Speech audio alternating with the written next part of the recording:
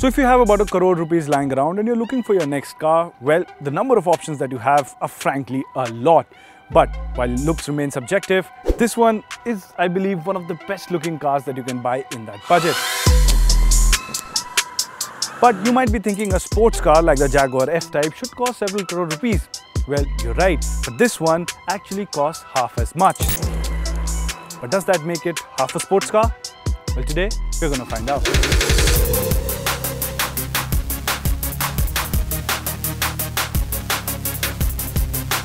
Now, one of the most important things about a sports car has to be the way it looks. It should turn heads wherever it goes, it should get people talking, and has to be wallpaper worthy too. It's not easy to go up against such expectations, but in this case I really have to say that the Jaguar F-Type is a masterclass in design. Whichever angle you look at it from, it is a lovely sight.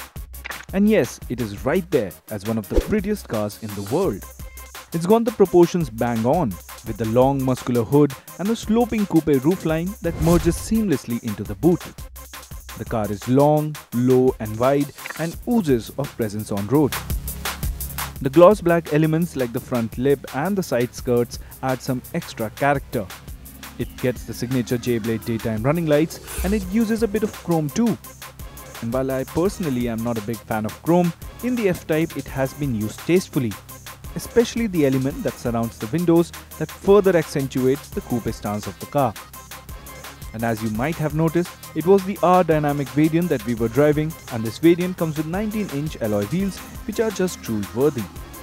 But here's the thing, these fantastic sporty exteriors raise your expectations, and that can be a bit of a problem when you step inside the cabin.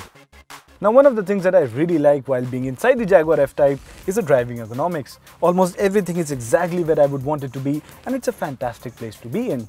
But when it comes to interiors, I do want a bit more. And the reason for that is simple. The F-Type was globally unveiled 6 years ago, and the interiors have basically remained the same. Don't get me wrong, it is a fantastic cabin, but purely in terms of design, the cabin does show its age. But what it makes up with is fantastic driving ergonomics, wherein the driver sits low and has great visibility on offer as well. And yes, the sight of the long hood in front of you never gets old. Then there are some clever bits too, like the button placement for the glove box and the fact that your passenger has something to hold on to. The highlight, however, is the 10-inch touchscreen infotainment system that has great touch response and feels butter smooth to operate. Then there's also the MERIDIAN sound system, which feels right out of a luxury car.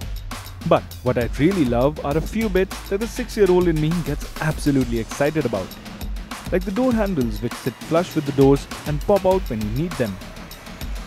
And the air vents pop up whenever you switch on the aircon. Did Jaguar really have to do that? Well, not really. Am I glad that they did? Absolutely.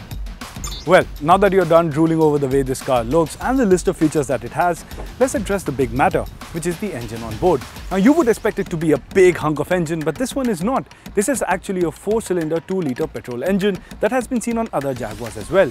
How big of a difference does that make? Well, it actually depends on your usage. If you're aiming to hit the racetrack to set blazing fast lap times, well, this engine option isn't the one to go for. But if you're going to be driving on public roads and use the car for your early morning drives or something like that, then this actually makes a lot of sense. The engine makes a decent 300 horsepower and 400 Newton meters of torque, which sends all the power to the rear wheels and comes mated to an 8-speed automatic gearbox.